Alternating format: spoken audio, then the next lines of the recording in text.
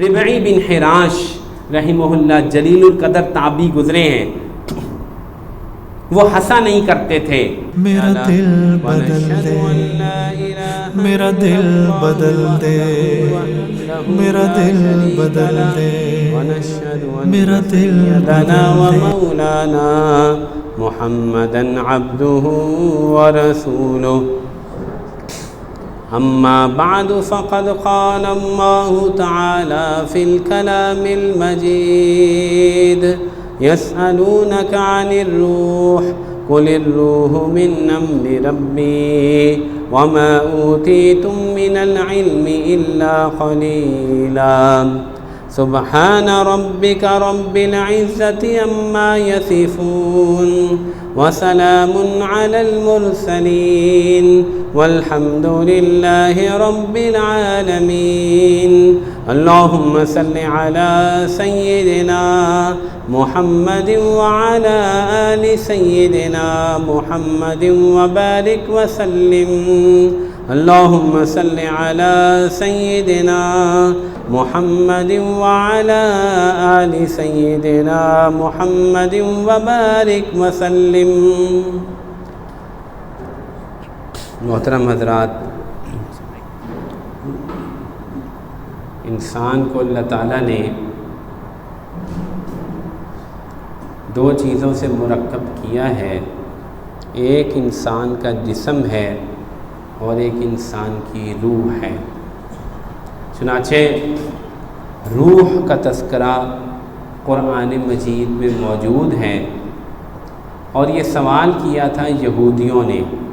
بخاری شریف کی روایت ہے، حضرت عبداللہ بن مسعود رضی اللہ تعالیٰ عنہ اس کے راوی ہیں، فرماتے ہیں کہ میں رسول اللہ صلی اللہ علیہ وسلم کے ساتھ مدینہ کے باہر کھیتی کے اندر جا رہا تھا، اور آپ علیہ السلام کے ہاتھ میں ایک کھجور کی شاخ تھی یا کوئی شاخ تھی جس کو آپ نے لاٹھی بنا رکھا تھا۔ جملہ معترضہ کے طور پہ یہ بتاتا چلوں کہ ہماری تشکیل ایک دفعہ بلوچستان کے اندر ہوئی جماعت میں، جو گاؤں تھا اور وہاں پہ اکثر پگ ڈنڈیوں پر گشت کرنے کے لیے جانا ہوتا تھا، تو اس میں بہت مسئلہ ہے کہ پاؤں کبھی ادھر پھسلتا ہے کبھی ادھر پھسلتا ہے، وہ کچی مٹی ہوتی ہے، تو یہ عصا لینا اس وقت بہت فائدہ مند ہوا۔ ایک شاخ توڑ کے ہم نے بھی اس کا عصا بنا لیا، تو بڑی سہولت سے پگ ڈنڈیوں پہ اور کھیتوں کے اندر جا کر گشت کرنا ممکن ہو گیا۔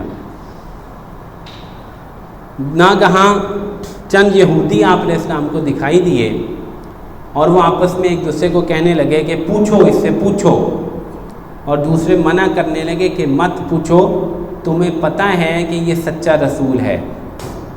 بہرحال جب آپ قریب پہنچے تو ان میں سے ایک نے کہا کہ روح کے بارے میں بتلا دیجئے کہ روح کیا ہے۔ چانچہ حضرت عبداللہ بن مسعود فرماتے ہیں کہ آپ علیہ السلام اسی شاخ کے سہارے ذرا ٹیک لگا کر کھڑے ہو گئے، اور وحی کے آثار نمودار ہوئے، اور آپ علیہ السلام پر وحی نازل ہونے لگی۔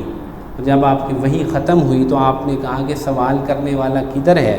وہ سامنے آیا، آپ نے فرمایا یسألونک عن الروح، یہ آپ سے روح کے بارے میں پوچھتے ہیں، قل الروح من امر ربی، کہہ دیجئے کہ روح میرے رب کا ایک حکم ہے، وما اوتیتم من العلم الا قلیلا، اور تمہیں بہت تھوڑا علم دیا گیا ہے۔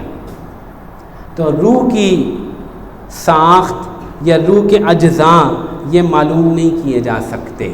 بدن کے اجزاء معلوم ہیں، گوشت ہے اور خون ہے، اور اعضاء ہیں، آنکھیں ہیں، کان ہیں، اعضاء معلوم ہیں، جز معلوم ہے، اجزاء معلوم ہیں۔ روح ایک ایسی چیز ہے جس کی حقیقت یا جس کے اجزاء ہمیں معلوم نہیں ہو سکتے، اللہ جانتے ہیں، اللہ کا امر ہے۔ اور یہ بات بھی ہمیں معلوم ہے کہ اس دنیا کے اندر روح تابع ہے بدن کی، روح ہمارے بدن کے تابع ہے، جدھر جدھر بدن جاتا ہے ویسے ویسے روح بھی اس کے ساتھ ساتھ جاتی ہے۔ اگر گناہ کی طرف بڑھتا ہے تو روح بھی ساتھ ہی ہے، روح نکل نہیں جاتی۔ نیکی کی طرف بڑھتا ہے تو روح ساتھ ہے، روح علیحدہ نہیں ہو جاتی۔ بدن کے تابع ہے روح، اور عالم برزخ میں جب ہم قبر میں چلے جائیں گے تو الٹا ہو جائے گا، روح کے تابع ہو جائے گا بدن کہیں بھی موجود ہے یا نہیں بھی موجود، روح کے اوپر جو عذاب اور ثواب ہوگا وہ بدن بھی محسوس کرے گا۔ تو یہ ایک اہم بات تھی۔ بہرحال انسان دو چیزوں سے مل کر بنا ہے، ایک بدن ہے اور ایک روح ہے۔ دونوں چیزوں کے کچھ تقاضے ہیں، کچھ غذائیں ہیں جن سے ان میں سے کسی ایک کو بہتر کیا جا سکتا ہے، اس کو مضبوط کیا جا سکتا ہے۔ اگرچہ روح ویسے مغلوب ہے، بدن کے تابع ہے، لیکن حکم یہ ہے کہ ہم اپنی روحانی طاقت کو زیادہ کریں، ہم اپنی روحانیت کو بہتر کریں، اور اس روحانیت کو بہتر کرنے کے لیے روحانی چیزیں جس سے یہ روح طاقتور ہوگی وہ استعمال کریں، اس سے روح طاقتور ہوگی۔ اور اس کے برعکس بدن یہ چاہتا ہے کہ بدن مضبوط ہو، بدن طاقتور ہو، اور بدن اپنی شہوات پوری کرے، اور بدن کی بھی اپنی غذا ہے، بدن کو چند چیزوں سے قوت ملتی ہے۔ تو یہ ایک مقابلے کی سی صورت ہے۔ اگر بدن کو مضبوط کرتے چلے جائیں اور روح کی طرف توجہ نہ دیں تو روح اور روحانیت کمزور ہو جاتی ہے، اور اگر روح کی طرف توجہ کریں اور اس کو مضبوط کرنے کی کوشش کریں تو کچھ نہ کچھ بدن کو مشقت برداشت کرنی پڑتی ہے، بدن کی جو خواہشات ہیں ان کو کچھ کم کرنا پڑتا ہے، بدن کچھ کمزور ہوتا ہے تب روح طاقتور ہو جاتی ہے۔ اور جس کی روحانی طاقت یا روح طاقتور ہو جاتی ہے وہ آدمی اس دنیا میں نیکی کی طرف اور روحانیت کی طرف اور فرشتوں کی اور جو اللہ تعالیٰ کا ایک غیبی نظام ہے اس کی طرف مائل ہو جاتا ہے۔ چنانچہ یہ ایک مشکل مضمون ہے، اس کو سمجھانا ذرا مشکل ہے، میں کوشش کروں گا کہ بڑے آسان لفظوں میں آپ کو یہ بات سمجھاؤں کہ ملکوتیت اور روحانیت، اصل میں فرشتے بھی ایک ایسی مخلوق ہیں جو کہ روح کی طرح مجرد ہیں، اسی لیے روحانیت کو ملکوتیت بھی کہا جاتا ہے۔ ملکوتیت ملک فرشتوں کو کہتے ہیں، ملکوتیت اور روحانیت انسان کے اندر موجود ہے، لیکن اس کو مضبوط کرنے کے لیے ذرا مجاہدے کی ضرورت ہے، مشقت کی ضرورت ہے۔ جو آدمی جتنی مشقت کرے گا اس کی روحانیت بہتر ہوگی، وہ نیکی کی طرف مائل ہوگا، اس کا فرشتوں کی طرف میلان ہوگا، فرشتے اس کو الہام کیا کریں گے اور نیکی کی بات سجھائیں گے، اور وہ آدمی عالم آخرت جو کہ روح کا جہان ہے، جہاں میں روحوں نے اٹھ کے جانے ہیں، تعرج الملائکۃ والروح الیہ فی یوم کان مقدارہ 50,000 سنہ، یہ ساری روحیں یہ چڑھ رہی ہیں، اور فرشتے، دیکھیں فرشتوں اور روحوں کا اکٹھا تذکرہ ہے، یہ چڑھ رہے ہیں ایک ایسے دن کی طرف، ایک ایسے جہان کی طرف جس کا پہلا دن 50,000 سال کا ہوگا۔ چنانچہ روح اگر مضبوط ہوگی، روح میں اگر طاقت ہوگی تو یوں روح پرواز کرتی ہوئی 7ویں آسمان کے اوپر جائے گی۔ مرنے کے بعد اس روح کی ایک پرواز ہوگی اور یہ 7 آسمانوں کے اوپر جائے گی، اور شہیدوں کی روحیں ان کے شہید ہوتے ہی سیدھی جنت الفردوس میں چلی جاتی ہیں۔ یہ خاص اعزاز ہے۔ جو آدمی اللہ کے راستے میں لڑتے ہوئے شہید ہو جائے، حدیث مسلم بخاری کے مطابق اس کی روح اسی وقت جنت الفردوس میں چلی جاتی ہے۔ ایسی اس کو پرواز ملتی ہے کہ اس نے بدن کو کٹوا دیا اللہ کے نام پر۔ مشکل کام ہے بہت، بدن جس کو ہم بچا رہے ہیں، جس کو ہر وقت موٹا کر رہے ہیں، اس بندے نے یہ قربانی دی کہ بدن کے ٹکڑے کروا دیے، اسی وقت اس کی روح نکلتی ہے، سیدھی جنت الفردوس چلی جاتی ہے۔ ایسی پرواز اس کو ملتی ہے۔ چنانچہ رسول پاک صلی اللہ علیہ وسلم نے فرمایا کہ روحیں، شہداء کی روحیں یہ جنت الفردوس میں پہنچتی ہیں، اور اللہ تعالیٰ حکم دیتے ہیں سبز پرندوں کو، جو جنت کے پرندے ہیں، کہ یہ ان کے پوٹوں میں جا کر بسیرا کر لیتی ہیں، وہاں رکتی ہیں، اور یہ گویا کہ ان کے ہیلی کاپٹر، یہ میری تشریح ہے، یہ پرندے ان کے ہیلی کاپٹر بن جاتے ہیں، اور وہ روحیں ان ہیلی کاپٹروں پہ بیٹھ کے پوری جنت الفردوس کی سیریں کرتی ہیں. اور رات کو آپ علیہ السلام نے فرمایا کہ جنت الفردوس کی چھت چونکہ اللہ کا عرش ہے، اس عرش کے اوپر کہ سے مختلف قندیلیں لٹک رہی ہیں جیسے فانوس ہوتے ہیں، تو یہ روحیں ان پرندوں سے نکل کر ان قندیلوں ان فانوسوں میں سٹے کرتی ہیں، رات وہاں گزارتی ہیں. یہ سب متشابہات میں سے ہے. جنت میں ویسے رات نہیں ہوتی. لیکن میں بتانا یہ چاہ رہا ہوں کہ روح یہ جب بدن کو کٹوا دیا، اس روح کی اتنی پرواز ہوئی کہ یہ سیدھی جنت الفردوس چلی گئی. اب اس کی قوت کا ایک اور نتیجہ نکلے گا، وہ کیا ہے وہ بھی سمجھیے. یہ آپ کو مشاہدہ بھی ہو سکتا ہے اس بات کا، بعض لوگوں کو ہوا بھی ہوگا. چونکہ یہ روح سیدھی جنت چلی گئی اور یہ بہت زیادہ پاورفل ہو گئی، اس لیے اس کا جو بدن سے کنیکشن ہے، یہ بدن اب خراب ہونے والا نہیں. اس بدن کو مٹی نہیں کھا سکتی. جتنے مرضی سال پڑے رہے، 500 سال، 1000 سال، حالانکہ ایک مہینے کے اندر اندر بدن جو ہے وہ فارغ ہو جاتا ہے انسان کا. بہت سارا حصہ مٹی کھا جاتی ہے، کیڑے کھا جاتے ہیں. لیکن جو شہید ہوتا ہے، وہ شہید ہوتا ہے، اس کی روح اتنی پاورفل ہو جاتی ہے اور جنت الفردوس میں پہنچ جاتی ہے، اس کی بدن کے اوپر ایک ذرہ بھی خراش بھی نہیں آ سکتی، خراش بھی نہیں آ سکتی. 1960 میں مصر کے اندر 3 صحابہ کی قبریں تھیں. ان میں سے ایک صحابی کی قبر میں پانی آنا شروع ہو گیا تھا. یہ واقعہ حضرت بنوری نے بھی نقل کیا ہے، حضرت مفتی شفیع صاحب نے معرض القرآن میں بھی نقل کیا ہے، اور بھی جگہوں پر باقاعدہ اس کی ویڈیوز بھی بنی تھیں. اگرچہ وہ ملی نہیں، میں نے یوٹیوب پہ بہت سرچ کی، لیکن باقاعدہ کیمرے لگائے گئے تھے.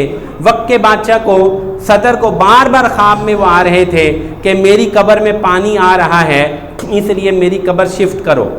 چانچہ باقاعدہ طور پہ بڑے بڑے کیمرے لگائے گئے اور باقاعدہ طور پہ ایسی کرینیں منگوائی گئی، بڑے احتیاط سے کھدائی کی گئی. پھر کچھ لوگ اترے، انہوں نے اس کو صحابہ کو باہر نکالا تو ان کی بدن بالکل صحیح تھے، ان کے کفن اتنے نئے تھے. اب آپ کہیں گے کفن کا کیا چکر ہے؟ کفن تو کپڑا ہے، وہ تو میلا ہونا چاہیے. وہ چونکہ بدن کے ساتھ ٹچ ہو رہا ہے اور بدن خراب ہو نہیں سکتا، تو اس لیے کفن بھی خراب نہیں ہوتا، کفن بھی میلا نہیں ہوتا. کفن چمک رہے تھے. غلطی سے ایک کدال کا ایک کنارہ ایک صحابی کی ٹانگ کو لگ گیا، تازہ خون اسی وقت نکلنا شروع ہوا، تازہ خون. شہید تھے، اللہ کے راستے میں جان دی تھی. حالانکہ شاید میرا خیال ہے 1200 سال یا 1300 سال گزر چکے تھے. کیوں؟ روح جو ہے اتنی قوی ہو گئی ہے کہ وہ جنت پہنچی ہوئی، جنت الفردوس میں بدن کو کچھ بھی نہیں ہو سکتا، بدن کو کچھ بھی نہیں ہو. اور ان شہیدوں سے بڑھ کر طاقتور روح انبیاء کی ہوتی ہے. یہ بدن ویسے پڑے ہیں. اب بخاری کی روایت سنیے، اللہ کے نبی نے فرمایا کہ ان اللہ تعالی حرم الاسجاد الانبیاء علی الارض. اللہ تعالیٰ نے نبی کا بدن حرام کر دیا زمین پر، وہ اس کو ٹچ بھی نہیں کر سکتا.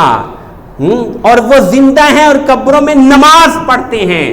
اب وہ تو فوت ہو چکے ہیں، وصال ہو چکے ہیں، قبر ان کی روح جنت الفردوس میں ہے، لیکن ان کے بدن کا اتنا پاور ہے اس کے اندر اس روح کی وجہ سے کہ وہ قبر میں نماز پڑھیں.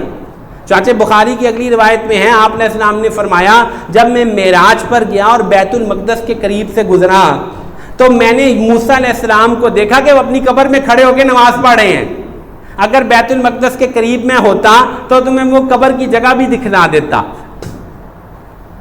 تو کیا ہے، روح اتنی ان کی طاقتور تھی کہ وہ جنت الفردوس میں پہنچ گئی اور وہ بدن جو ہے اس کو کچھ ہوتا ہی نہیں. تو سوال یہ پیدا ہوتا ہے کہ ہم اپنی روح کو کیسے مضبوط کریں، کیا محنت کریں کہ ہماری روح قوی ہو جائے. عام مومنین کے لیے، عام مومنین کی روحوں کا مقام سمجھ لیجئے، یہ ہے علیین. یہ کیا ہے؟ علیین. وما ادراک ما علیون. تمہیں کیا پتہ علیون کیا ہے؟ یہ ایک دفتر ہے جو 7 آسمان کے اوپر ہے، سیدھی وہاں جاتی ہے۔ مومن جس کی روح بڑی قوی ہوتی ہے، جس نے محنت کی ہوتی ہے، اپنی روح کو مضبوط کیا ہوتا ہے، وہ سیدھی علیین پہنچتی ہے۔ اور اس کے بالمقابل سجین ہے، سجین یہ 7 زمینوں کے نیچے ہے، 7 زمینوں کے نیچے، یہ نافرمان اور کافر اور فاسق ہے۔ حدیث میں منافق کا لفظ بھی آ چکا ہے۔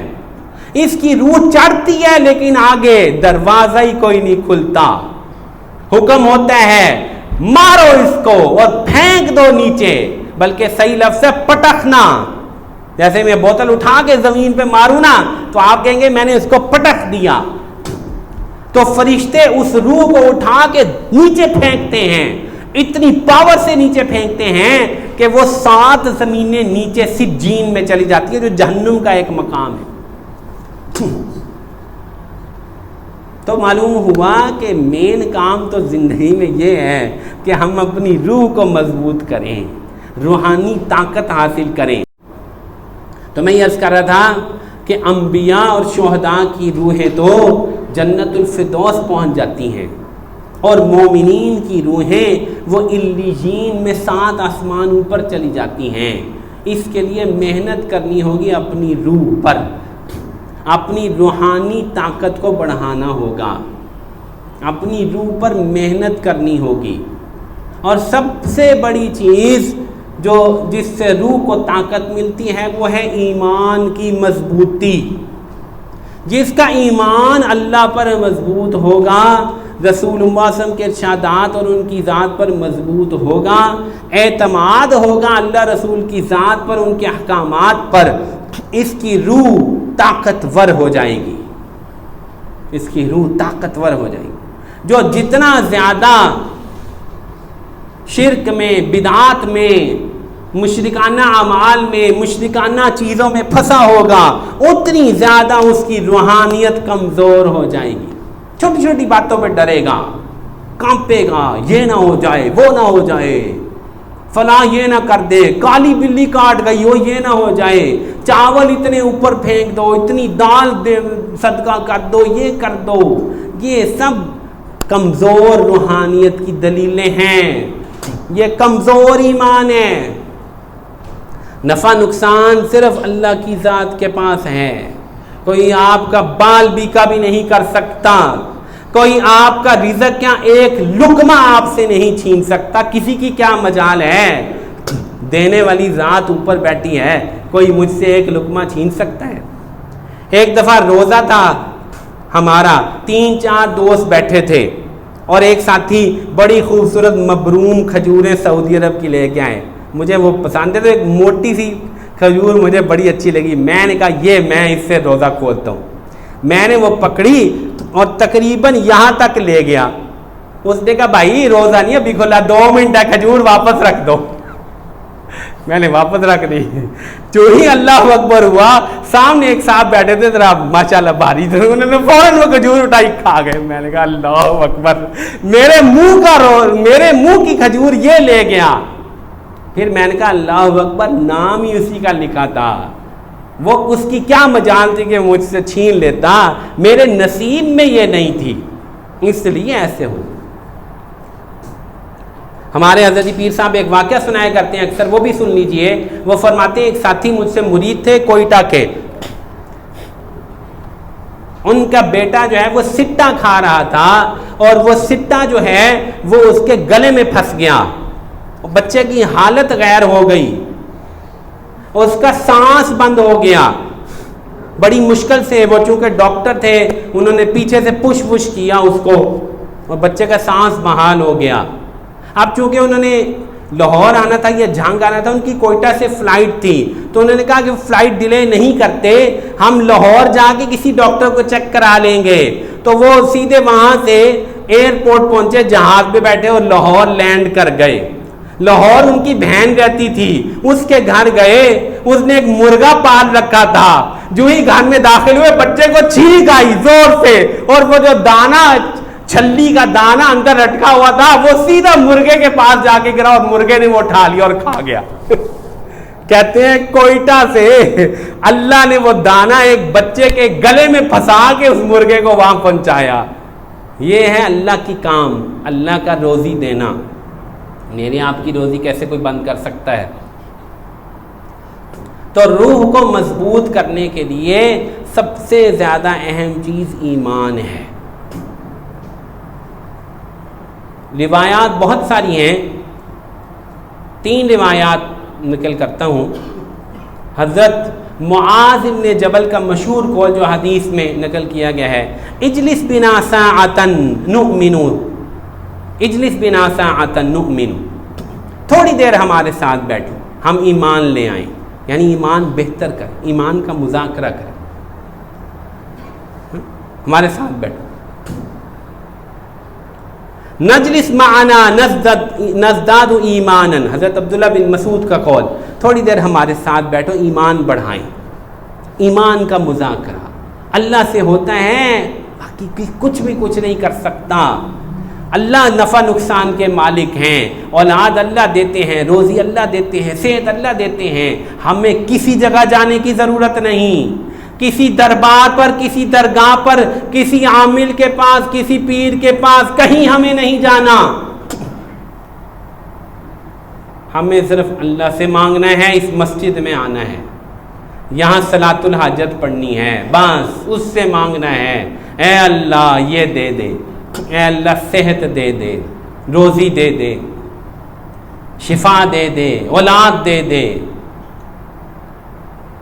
پھر بعض لوگ کہتے ہیں میں نے تو بہت مانگا, میری تو دعا قبول نہیں ہوتی, مجھے تو بچہ نہیں ملتا, مجھے تو نہیں ملتا بچہ. مانگنا ہے, لڑنا نہیں ہے اللہ سے. اگر تیرے نصیب میں نہیں ہے تو لڑتا کیوں ہے؟ نہیں دیتا مجھے, اللہ میری سنتا ہی نہیں ہے. بھائی کہا تھا مانگو, لڑو نہیں, لڑو نہیں, لڑنا نہیں ہے اللہ سے. اگر اللہ نے آپ کے نصیب میں اولاد نہیں لکھی, آپ مانگتے ہو, مانگتے رہو, مانگتے رہو. اللہ آپ کو قیامت میں اس دعا کے بدلے بہت کچھ دیں گے. لیکن لڑو نہیں, راضی رہو اس کی تقدیر پر. صحت نہیں ہوتی, ایک آدمی بیمار ہے, اس بیماری میں اس نے مرنا ہے, یہ تقدیریں لکھا ہوا ہے. وہ بابا کہتا ہے جی میں تو مانگ مانگ کے مر گیا, میری تو اللہ سنتا ہی نہیں, میں تو ٹھیک ہوتا ہی نہیں. بھائی لڑنا تو نہیں تھا اللہ سے, کشتی تو نہیں کرنی, مانگنا ہے, عاجزی دکھلانی ہے. یہ ہمارا کام ہے. یقین یہ ہے کہ اللہ دیں گے, اللہ کا غیر نہیں دے گا. جس سے روح طاقتور ہوگی, ایمان بڑھے گا, اس روح کے اندر قوت پیدا ہو جائے گی. دوسری چیز جس سے تو آپ کی میری روحانی طاقت بڑھے گی, وہ اللہ کی کتاب کا پڑھنا ہے. جو آدمی اللہ کی کتاب پڑھتا ہے پڑھتا ہے پڑھتا ہے, اس کا ایمان بڑھتا چلا جاتا ہے. وَإِذَا تُتْلَىٰ عَلَيْهِمْ آيَاتُنَا زَادَتْهُمْ ایمانا. یہی ایمان روحانیت ہے. جو تلاوت جتنی کرے گا اس کی روحانیت اور اس کی روح طاقتور ہو جائے گی. کہتے ہیں موسیقی روح کی غذا ہے. یہ دوسرا بڑا جھوٹ ہے کائنات کا. پہلا وہ جو عملیات کا نام روحانیت رکھ دیا, دوسرا یہ کہ موسیقی روح کی غذا ہے. نہیں نہیں, بالکل نہیں. قرآن روح کی غذا ہے. فکرہ درست کر لیجئے, قرآن روح کی غذا ہے. قرآن روح آسمان سے آئی ہے, اس کی غذا بھی اللہ نے آسمان سے اتاری ہے, وہ قرآن ہے. اس لیے قرآن کو اللہ تعالیٰ نے کئی جگہ روح قرار دیا. خود قرآن کو روح فرمایا ہے اللہ نے قرآن میں کئی جگہ. یہ قرآن روح ہے, تو اس روح کی غذا یہ قرآن ہے. اب میں اور آپ غور کریں, ہم کتنی تلاوت کرتے ہیں, ہمیں کتنا قرآن یاد ہے,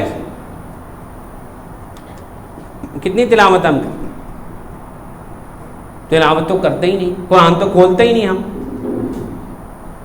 ہاں ٹی وی بہت دیکھتے ہیں, اس میں جو ہے وہ طرح طرح کے میوزک اور گانے آتے ہیں, اس سے روح کمزور ہو جاتی ہے. تو موسیقی روح کی بیماری ہے, موسیقی روح کی غذا نہیں, موسیقی روح کی بیماری ہے. قرآن روح کی غذا ہے. اب ہم خود سوچ لیں ہم نے کس چیز کو اختیار کر رکھا ہے. اور میرے بھائیوں، تیسری بڑی اہم بات جو میں آپ کو بتانا چاہ رہا ہوں وہ یہ ہے کہ صبح کا جو وقت ہے، صبح کا وقت، یہ خاص وقت ہے جس میں آپ اپنی روح کو غذا دے سکتے ہیں. فجر سے پہلے ہو یا فجر کے بعد ہو، تھوڑی سی مشقت کرنی پڑے گی، نیند کی قربانی کرنی پڑے گی. نیند وہ چیز ہے جو انسان کے بدن کو بہت زیادہ محبوب ہے. نیند بہت لذیذ چیز ہے. نیند سے آدمی کو بہت لذت ہوتی ہے. اس کی وجہ کیا ہے؟ وَجَعَلْنَا نَوْمَكُمْ سُبَاتًا. اللہ نے قرآن میں کہا کہ ہم نے اس نیند کو سبات بنایا. سبات کو اگر لغت میں جا کے دیکھیں تو اس کا مطلب ہے مونڈنا. جیسے میں اگر اپنی ٹنڈ کراؤں تو یہ بال جو ہیں، یہ داڑھی مونڈنا تو حرام ہے. ہاں، اس کی میں بالکل اس طرف اشارہ کر رہا ہوں کہ ہم داڑھی رکھنے کا اہتمام کریں. داڑھی مونڈنا حرام ہے. داڑھی تمام نبیوں کی سنت ہے. جو یہ روحانی سبزہ رکھے گا یہ جنت میں نہیں ملنا. یہ جنت میں نہیں ہوگا. یہ بس دنیا میں ہی ہے. یہ نبی کی سنت ہے جس سے نبی سے مشابہت ہوگی. قبر میں جائیں گے تو نبی کو پہچاننا آسان ہوگا اگر یہ روحانی سبزہ رکھا ہوگا. جنت میں تو بال ہی نہیں ہوں گے داڑھی کے. تو یہ سبزہ یہیں رکھ لو دوستو. یہ بڑی نعمت ہے. یہ یہیں رکھ لو. خود بھی رکھ لو، دوسروں کے بھی کہو کہ یار یہ داڑھی رکھ لو. یہ بڑی نعمت ہے. یہ نبیوں سے ملانے والی چیز ہے. وہاں نہیں رکھنی، وہاں نہیں ملنی، یہاں رکھو. تو میں عرض کر رہا تھا کہ اگر بالوں کو مونڈ دوں، میں ٹنڈ کرا دوں تو سارے بال مونڈ دیے. اس کو کہتے ہیں مونڈنا. وَجَعَلْنَا نَوْمَكُمْ سُبَاتًا. ہم نے نیند کو مونڈنے والی چیز بنایا. یہ کس چیز کو مونڈتی ہے، کھینچتی ہے؟ تفکرات کو، مینٹل ورک کو. آپ بیٹھے نا، میں بیٹھا ہوں، باتیں کر رہا ہوں، بول رہا ہوں، میرا دماغ مسلسل چل رہا ہے، میں سوچ رہا ہوں، آپ سے بات کر رہا ہوں، آپ غور سے سن رہے ہیں، آپ کا دماغ چل رہا ہے، آپ چیزیں سوچ رہے ہیں. اسی وجہ سے آپ کا بلڈ پریشر بھی ریز ہے، آپ کی دل کی دھڑکن بھی ہے، پورے بدن کو خون سپلائی ہو رہا ہے. اب جب آپ جا کے لیٹے اور سو گئے، سارے تفکرات ختم، تمام سوچیں ختم، ہر چیز اس نے مونڈ دی. اس لیے آپ کو سکون آ گیا. جو ہی دماغ نیند میں گیا اور تفکرات مونڈے گئے، ختم ہو گئے سوچیں، سارے بدن کو راحت ملنی شروع ہو گئی. اس لیے آپ سخت تھکے ہوئے ہوں تو جو ہی آپ سو کے اٹھتے ہیں آپ فریش ہو جاتے ہیں، کیونکہ وَجَعَلْنَا نَوْمَكُمْ سُبَاتًا. ہم نے نیند کو مونڈنے والی چیز بنایا ہے. مونڈ دیتی ہے تفکرات کو اور آدمی ریلیکس ہو جاتا. تو اس لیے نیند بہت لذت والی چیز ہے. ٹھیک ہے نا. اب نیند کو توڑنا یہ بہت بدن پر، اس سے بہت زیادہ بدن کو تکلیف ہوتی ہے.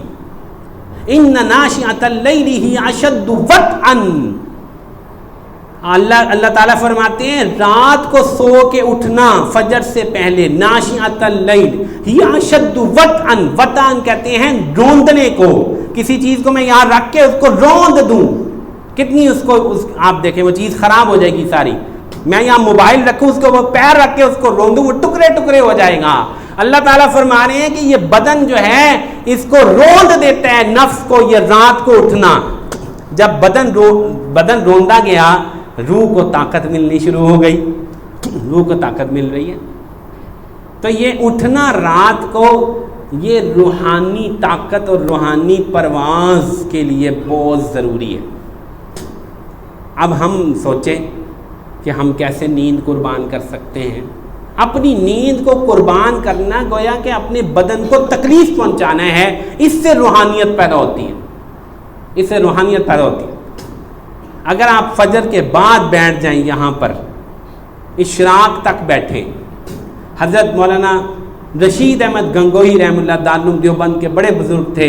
وہ فرمایا کرتے تھے کہ میں نے اپنی زندگی میں بہت سا علمی مجاہدات کیے اور بہت ذکر و اذکار کی محنت کی، لیکن میں ایک گر کی بات بتاتا ہوں، جو آدمی فجر کی نماز کے بعد مسجد میں بیٹھا رہے اور ذکر اور تلاوت میں مشغول رہے اشراق تک، اس کو اتنی زیادہ روحانی طاقت محسوس ہوگی اور روحانیت نصیب ہوگی کہ برسوں کے مجاہدوں سے بھی یہ چیز نصیب نہیں ہوتی، کیونکہ یہ وقت ہے روحانیت کا۔ اللہ تعالیٰ کی رحمتیں نازل ہو رہی ہیں فجر کے بعد، تو ہم یہاں بیٹھ جائیں، اپنے آپ کو روحانی طور پہ سٹرونگ کریں، ذکر کریں، قرآن پڑھیں، پھر تو سارا دن دوڑ ہی لگانی ہے۔ تو یہ نیند کو، اب یہ نیند کا، فجر کے بعد بہت میٹھی نیند آتی ہے، اوئے ہوئے، فجر کے بعد کی نیند کی مٹھاس بہت زیادہ ہے، دل ہی نہیں کرتا۔ ہمیں پتہ ہے آج کل جب سوتے ہیں جا کے اشراق پڑھ کے، اٹھنے کا دل ہی نہیں کرتا، کہتے ہیں یا اللہ روز چھٹی ہو۔ وہ چھٹی کہاں ہوتی ہے روز؟ بہت مزہ آتا ہے سونے میں۔ اب یہ اس نیند کو دبانا اور اشراق تک یہاں بیٹھنا اور تلاوت کرنا، اس سے نفس کی جان نکلتی ہے، بدن کو بہت تکلیف ہوتی ہے، روح کو بہت طاقت ملتی ہے۔ اچھا جی، روزے رکھنا، روزے رکھنے سے بدن کو بہت تکلیف ہوتی ہے، نہ کھانا نہ پینا، گرمی میں روزے رکھنا، چیخیں نکلتی ہیں۔ صحابہ گرمی میں بہت روزے رکھا کرتے تھے، گرمی کے روزے رکھتے تھے۔ ہم کہتے ہیں گرمیاں دے روزے نہ رکھو، سردیاں سے رکھنا۔ ہمارا سارا میکنزم صحابہ سے الٹا ہے۔ حضرت معاذ ابن جبل جب فوت ہو رہے تھے، روایت میں آتا ہے، فرما رہے تھے اللہ تو جانتا ہے مجھے زندگی سے محبت تھی، لیکن اس لیے نہیں کہ میں باغ لگاؤں، اس لیے نہیں کہ میں چشمے لگاؤں، میں مکان بناؤں، مجھے اس لیے زندگی سے محبت تھی میں گرمیوں میں روزے رکھوں۔ گرمیوں میں روزے رکھتے تھے، نفلی روزے۔ اس سے کیا ہوتا ہے؟ قوت ملتی ہے روح کو اور بدن اس کی چیخیں نکلتی ہیں۔ تو میرے بھائیوں، مسئلہ یہ ہے کہ یہ روح آج اس کو طاقتور کریں گے، جو ہی آپ کی آنکھ بند ہوگی آپ مریں گے، اس دنیا سے جائیں گے، پھر جتنی یہ روح آپ کی طاقتور ہوگی اتنی اس کی فلائٹ ہوگی، اس کی فلائٹ دیکھنے والی ہوگی، یہ سیدھی اوپر چلی جائے گی۔ اور اگر اس کو کمزور کر لیا تو یہ کمزور ہوگی گناہوں سے کمزور ہوگی، اور مخلوق کے ساتھ زیادہ ملنے سے، نامحرم عورتیں اور مرد، ان سے ملنے سے یہ روح بہت کمزور ہوتی، بہت اس کی روحانیت میں کمی ہوتی۔ جتنا انسان مخلوق سے ملتا ہے اتنی اس کی روحانیت کمزور ہوتی ہے۔ سارے مشائخ صوفیہ نے یہ بات لکھی ہے، جتنا زیادہ ملے گا۔ اور ہم تو ماشاءاللہ الیکٹرانک ملاقاتوں کے بہت ماہر ہیں، ہمارے 5,000 فرینڈ ہیں ماشاءاللہ، اللہ ماشاءاللہ ہیں، جتنے نوجوان بیٹھے فیس بک ادھر ادھر، اتنے فرینڈ بنا رکھے ہیں ہم نے، مخلوق سے ملتے ہیں ہر وقت۔ تو جتنا مخلوق سے ملتے ہیں، مشائخ کہتے ہیں انسان کی روحانی پاور کم ہوتی چلی جاتی۔ جتنا جو آدمی مخلوق سے علیحدہ رہتے ہیں، خلوت اختیار کرتے ہیں، اتنی اس کی روحانی پاور بڑھتی ہے۔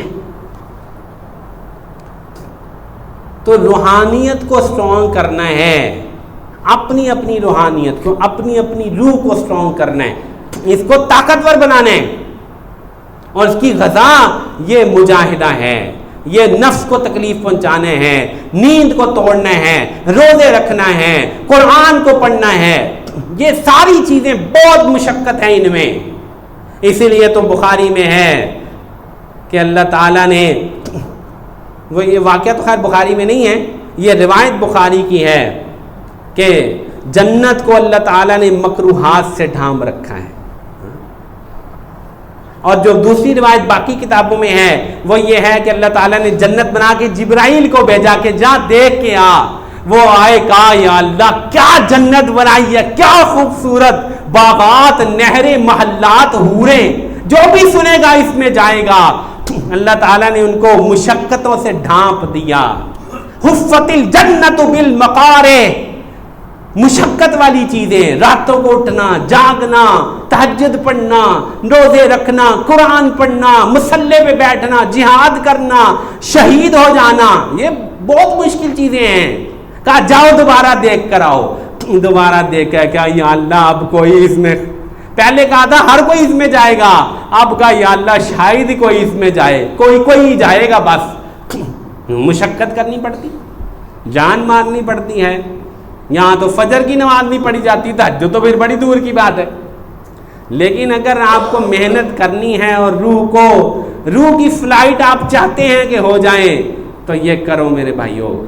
یہ وقت ہے، یہ دوبارہ یہ چانس ملنے والا نہیں، دوبارہ یہ جوانی ملنے والی نہیں ہے. وہ جو بوڑھے ہیں جو کہ دنیا سے فارغ ہوئے بیٹھے ہیں ان کو تو چاہیے کہ آخری دن لگا دیں، جتنی محنت کر سکتے ہیں کر لیں. ٹی وی چھوڑ دیں، خبریں چھوڑ دیں. میں بار بار کہتا ہوں اخبار چھوڑ دو، کوئی فائدہ نہیں ان کو دیکھنے کا. یہ چھوڑ دو سوشل میڈیا، تسبیح پکڑو. دجال کا دور آ رہا ہے، تسبیح سے بڑھ کر کوئی ہتھیار نہیں. تسبیح پڑھا کرو، درود شریف پڑھو، تیسرا کلمہ پڑھو. جتنی محنت کر سکتے ہو اپنے آپ کو چمکانے کی کرو، اپنی روح کو مضبوط کرو، اپنے نفس کو، اپنے جسم کو کمزور کرو. اس کو رگڑا لگاؤ، مشقتوں کا رگڑا لگاؤ، اس کو ٹینٹا دبا دو اس کا، تاکہ جب آپ کی موت کا وقت آئے تو آپ کے لیے سب سے خوشیوں بھرا وقت ہو. بس بھائی آخری بات یہ ہے، ایک بات سنا کے ذہن میں آگے بات ختم کرتا ہوں. ربعی بن حراش رحمہ اللہ جلیل القدر تابعی گزرے ہیں. وہ ہنسا نہیں کرتے تھے. کسی نے کہا آپ ہنستے نہیں ہیں، کہا کہ پتہ نہیں مرنے کے بعد میرے ساتھ کیا ہوگا، اس لیے میں ہنستا نہیں ہوں. اگر میں کامیاب ہوا تو اس وقت ہنسوں گا، اس وقت ہنسوں گا. چاچے مسلم کی شرح میں لکھا ہے، چند دن پہلے میں نے پڑھایا کہ جس دن ربی بن حراش فوت ہوئے اس دن وہ اس قدر ہنس رہے تھے، فوت ہو گئے تھے لیکن ہنس رہے تھے، مسکرا رہے تھے. مسکراہٹ ختم ہی نہیں ہو رہی تھی کیونکہ زندگی بھر وہ نہیں ہنسے تھے. انہوں نے یہ محنت کی تھی کہ میں مرنے کے بعد ہنسوں گا. تو یہ زندگی بھر کی محنت ہے جس کا رزلٹ موت پہ نکلے گا. جب جان نکلے گی، روح اس بدن سے علیحدہ ہوگی اور علیحدہ ہو کے اوپر کو اٹھے گی، تب پتہ چلے گا اس روح میں کتنی طاقت تھی. یہ آپ کی اور میری محنت ہے. اللہ تعالیٰ مجھے اور آپ کو اس کی توفیق نصیب فرمائے. وآخر دعوانا الحمدللہ رب العالمین.